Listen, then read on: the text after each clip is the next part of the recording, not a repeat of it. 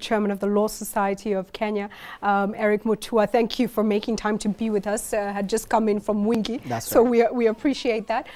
Just going through the concerns of the local media houses, the major players, very quickly, a vast investments made by all these companies in the economy of Kenya, in growing local content, in growing their business, and a feeling that preferential treatment is being given to these international investors over the local investors. Before we come to other matters, what are your thoughts on this? I think the first thing to look at is the manner in which the announcement was made.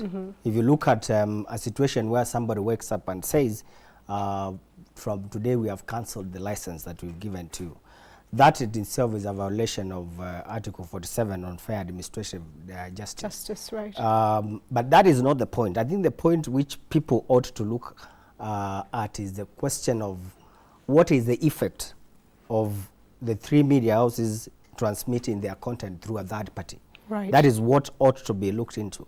And this is a clear violation of Article 34 in this manner.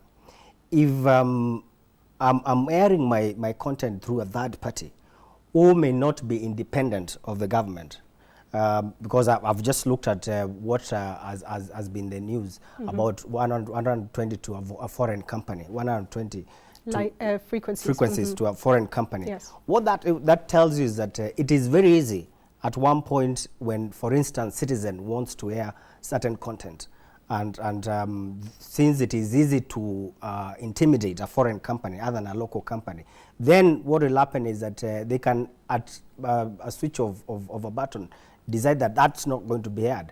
That is an infringement on the freedom of the media.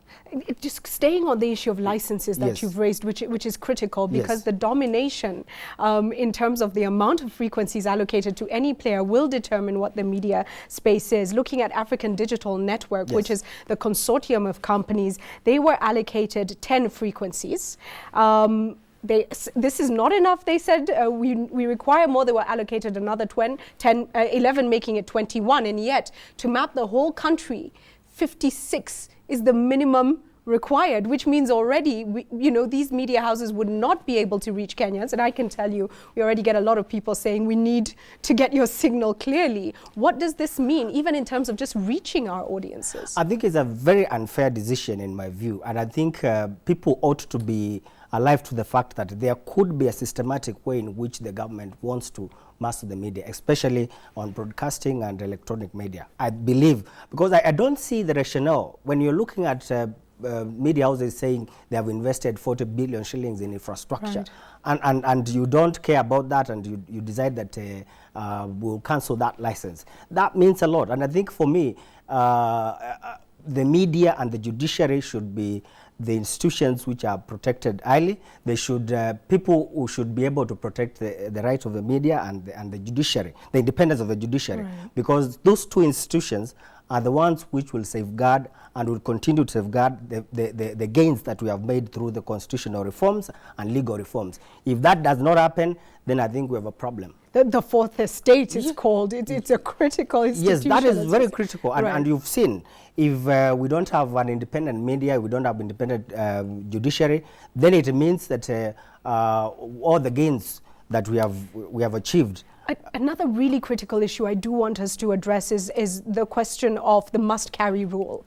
And in the Supreme Court interpretation recently, it caused a lot of alarm. We spend a lot of money, media houses are saying, to develop content. Yes. And somebody now takes our hard work and our pennies and does what they want with it without requiring even our simple permission. How can this be possible, is what media houses are saying.